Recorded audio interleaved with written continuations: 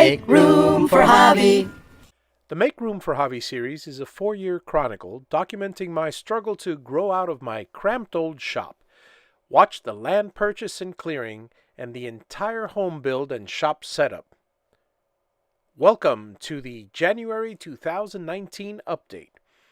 My January visit was a bit special as my family would be following me up in a couple days to spend the New Year's together.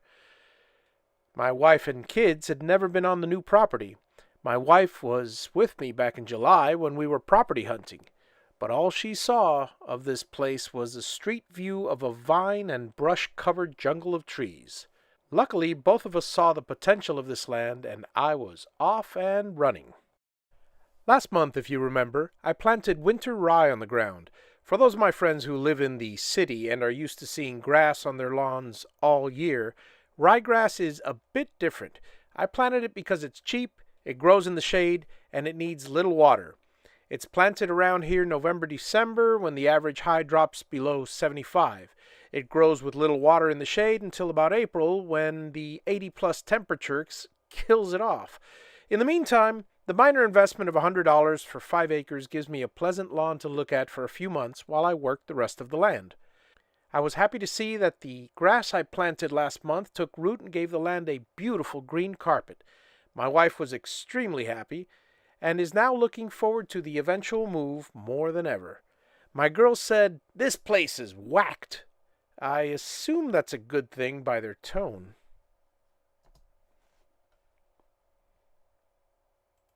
Prior to their arrival, I tidied up the camper and decided to build a shed for all the farm implements. Unfortunately, as you can see, the camera angle dropped during filming, so enjoy the view of my feet and the bottom of the shed build. We all had a great time and I got to enjoy the property and take a little break from working it for the first time. But as they say, all good things come to an end, and as they headed back home from our vacation, I stayed another 3 or 4 days to make a little more progress on the place. Truth be told, I enjoy working the place on my own and building stuff almost as much as I enjoyed the vacation with my family. I spent the next day mapping out the property. I came up with a layout of 100 by 100 foot sections. I started with drawing a center line of the property from one end to the other. The origin of the first 100 by 100 foot section started at the edge of the road along the center line.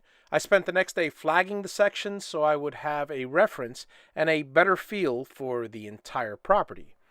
More on this map to come in future videos. Now, the next couple of days I spent clearing out an area between a couple of groups of large oak trees. Each of these trees had hundreds of little saplings underneath them, and the section in question is the perfect location for a future shipping container. I'm going to surround it with a privacy hedge so nobody can see it in the future, but for now I could use it to dry wood and eventually get rid of that temporary shed. It's in plain view of my neighbors, who could always keep an eye on it when I'm out, and after the house is built, should be easily accessible right next to the workshop.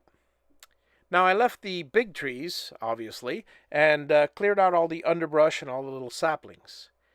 Despite the time-lapse video, I cleared this entire area in under about 3 hours.